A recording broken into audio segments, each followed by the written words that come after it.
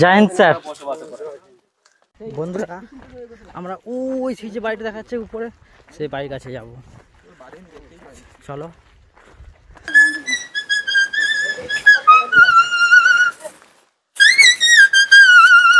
দেখুন খুব সুন্দর পাতা দিয়ে বাঁশি বাজাচ্ছে। সেটা মানে বাংলা থেকে আমি তোমাকে ভালোবাসা বলে পরে ভুটানি ভাষা থেকে ওয়া চিলু সেমগা, আর নেপালি থেকে বলে মতি মেলা মন পড়ছা। আর তুমি হ্যালো বন্ধুরা, welcome to my new blog. এখন চলে এসেছি নতুন এক ভিডিও নিয়ে। আশা করি সবাই ভালো আছো। আমি এখন যাচ্ছি বক্সার, যেখানে নেতাজি সুভাষচন্দ্র বোস বন্দি হয়েছিল আর ইংরেজরা বন্দি করে রেখেছিল। সেখানে আমরা যাব, স্বাধীনতা সংগ্রামীরা যেখানে ছিল। চলো দেখতে থাকো পুরো ভিডিওটা, খুব ভালো লাগবে, অনেক কিছু জানতে পারবে। চলো বন্ধুরা, এখান থেকে বক্সার ফোর্ট যেতে হলে আমাদেরকে গাড়ি বুক করতে হবে। কিছুটা পথ গাড়ির পথ, কিছুটা পথ হেঁটে যেতে হবে। আর এখান থেকে বক্সার ফোর্ট যেখানে রয়েছে, আমাদের ভুটান আর ভারতের সীমান্তের 2 কিলোমিটার আগে বক্সার ফোর্ট রয়েছে। চলো বন্ধুরা, আমরা এখন আমল কুল খাচ্ছি, আমল লস্যি।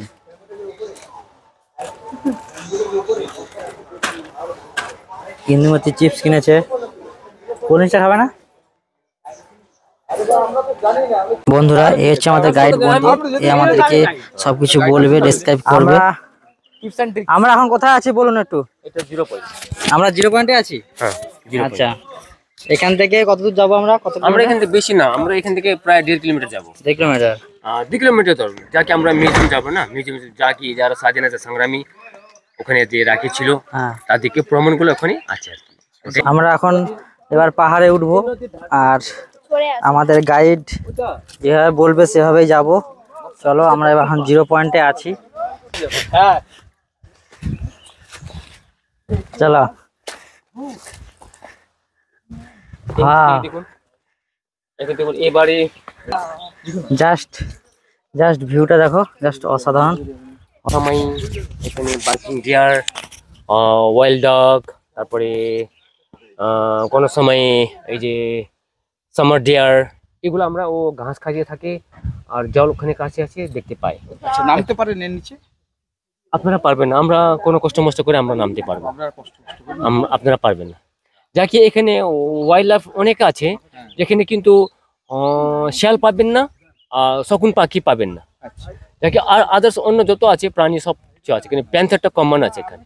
ব্ল্যাক প্যান্থারটা, ক্রাউডেড লেপার্ড, পান্ডা আছে, ভালু আছে, এই প্রশ্ন এগুলা প্রাণীরা আছে। হরিণের মধ্যে বার্কিং ডিয়ারটা বেশি সংখ্যা আছে। তো কিন্তু আমরা এই যখন বাক্সা স্পটে যাচ্ছি, তখন আমরা রাস্তার মধ্যে আমরা কোনো সময় পাই না, সকালে সন্ধ্যার সময় পাই। সন্ধ্যার সময় সকালে। ওই অপোজিট সাইডটা কি? অপোজিট সাইডে একটা চুনা ভাটি বলে একটা স্পট আছে।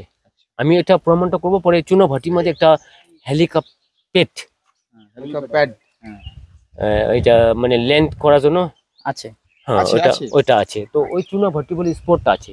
চুনা ভাটি মানে একটা ওখানকার যে পাথরটা একটা চুনসুরকি তৈরি হইতো, ওই চুনসুরকি তৈরি করে বাক্সা দুর্গটাকে আবার কিল্লাটাকে রেনোভেশন করে ইংরেজ সরকার এটাকে জেল বানানো ছিল। এখন পাহাড়ে উঠছি, সবাই উঠছে, আর খুব সুন্দর জায়গা। আর বন্ধু দাদা ভাই যে আমাদের গাইড করছে, খুব সুন্দরভাবে ডিসক্রাইব করলো কি এখানে থাকে, কিভাবে কি থাকে।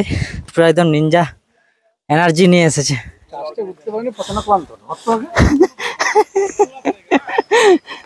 আমরা উঠছি এখন, চলুন বন্ধু, ছবি তুলবো। ইন্দুমতি ফাটে দিচ্ছে উঠে। খুব সুন্দর, অসাধারণ জায়গায় আমরা আসছি, আর খুব সুন্দর ভালো লাগছে। দাদা ভাই দেখছুন পাখির ডাক দিচ্ছে।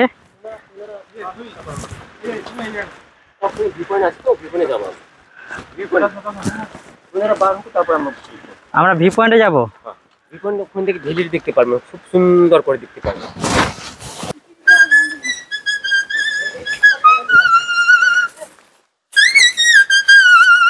দেখুন খুব সুন্দর পাতা দিয়ে বাঁশি বাজাচ্ছে। দেখুন খুব সুন্দর, খুব ট্যালেন্ট। কি গান করছে বন্ধুরা? এখানে ভারত ভুটান সীমান্তের ভারতীয় আর্মিরা এখানে পেট্রোলিং করছে। ওনারা আছে বলে তো আমরা সুরক্ষিত আছে, আমরা শান্তি মতন আছে। ওনারা আছে বলে আমরা একদম আনন্দ আছি। জয় হিন্দ স্যার। এখান থেকে ভুটান বর্ডার কাছে, মানে বাক্স দুর্গ থেকে 14 কিলোমিটার পরে ভুটান বর্ডারটা আছে। এখানে 100 এর মধ্যে 70% ভুটানি আছে, 30% নেপালিরা আছে। আচ্ছা, এই উপরে কি আছে? ছোট একটা নেপালি গ্রাম আছে। নেপালি গ্রাম আছে সেখানে। কতজন তো থাকে? ওখানে 20-25 জন আছে। 20-25 জন। তার খাবার দাবার কি করে পায়? এখানে 93 এর আগে এখানে প্রচন্ড কমলা লেবু উপরে নির্ভর করতো। হ্যাঁ, ওই 93 ঘটনাটার জন্যই বরবাদ হয়ে গেছে। আচ্ছা। এখানকার কমলা লেবু হ্যাঁ, মানুষ পাড়া দিলেও টাকা আসতো, ছিলেও টাকা আসতো, ক্যারি করলেও টাকা আসতো, সবকিছু টাকা আসতো।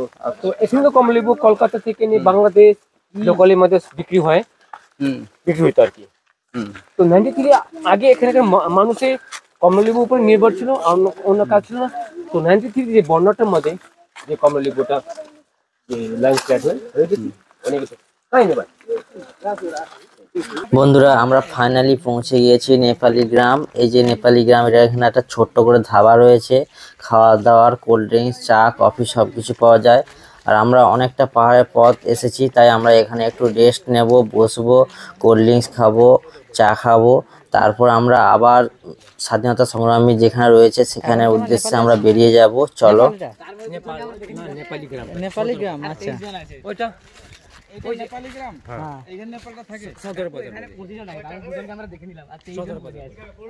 চাটা এই সময় হয়, গোড়া শুকিয়ে আছে, কোল্ড ড্রিঙ্কস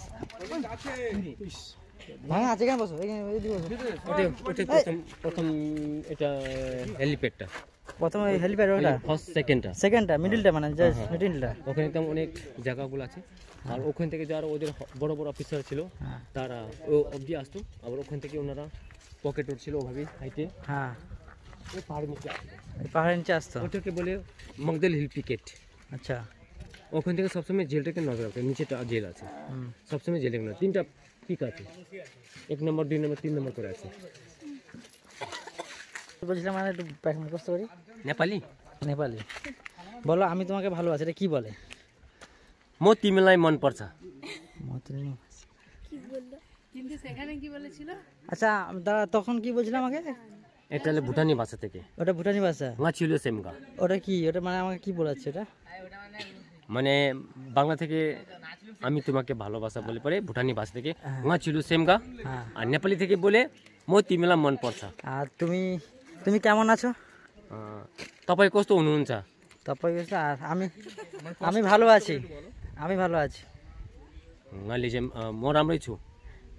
আচ্ছা, তখন কি বলছিলাম, এটা কি যেটা না কিছু ছি গা মো, ওইটা হলো ভুটানি ভাষা। আচ্ছা, ভুটানি ভাষা ওটা কি বলে? ছে কাতেবে ইপ, ছে কাতেবে ইপ। না এটা ছি গা মি না কি বলবো? ছিল সেমগা। হ্যাঁ, না সেম না ছিল সেম গা। আমি তোমাকে ভালোবাসি, আমি তোমাকে ভালোবাসি। না ছিলুম সিমগা। বলতে পারো তুমি? আমাকে বলো তুমি এটা। আরে জল নিন না লাগবে।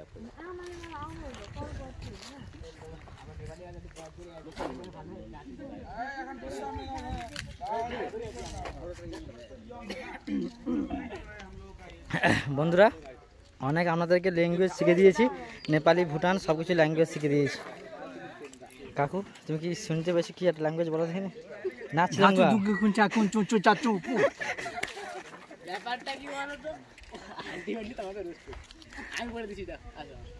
তুই বল একটা ল্যাঙ্গুয়েজ বল। বন্ধুরা, আমরা ওই যে বাড়িটা দেখাচ্ছে উপরে, সেই বাড়ির কাছে যাব। চলো, সাথে থাকো।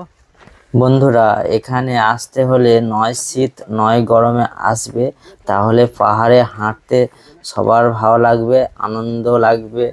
আর চলো পুরো ভিডিওটা দেখতে থাকো। এখানে নেতাজি সুভাষচন্দ্র বোস সহ আরও স্বাধীনতা সংগ্রামী কোথায় জেলে বন্দি রেখেছিল ইংরেজরা, তোমাদেরকে সেগুলো দেখাবো। চলো পুরো ভিডিওটা সাথে থাকো। চলো যাওয়া যাক।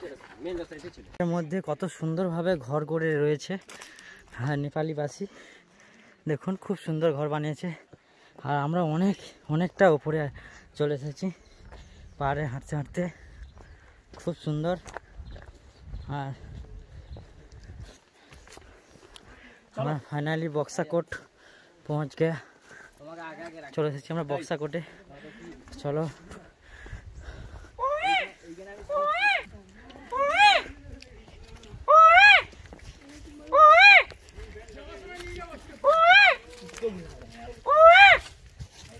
এই পিকক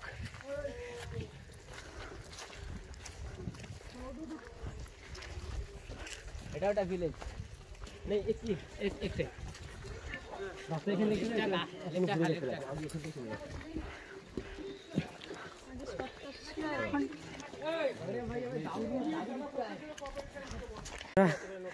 অনেক উঁচুতে এই দেখুন রোড, বক্সা ফোর্ট টুয়ার্স, এখান থেকে যেতে হবে।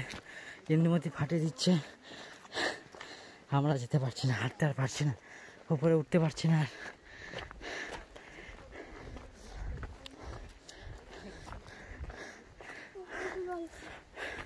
দেখুন ও ইন্দুমতি যে জল পান করছে, আমাকে তো গলা বেজায়।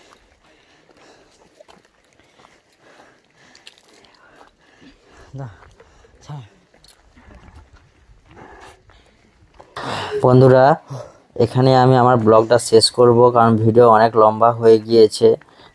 তাই জন্য ভিডিওটা আমরা আবার সেকেন্ড পার্ট আসবে, আমরা সেটা পুরো একদম বক্সার ফোর্ট নিয়ে পুরো ভিডিওটা করব।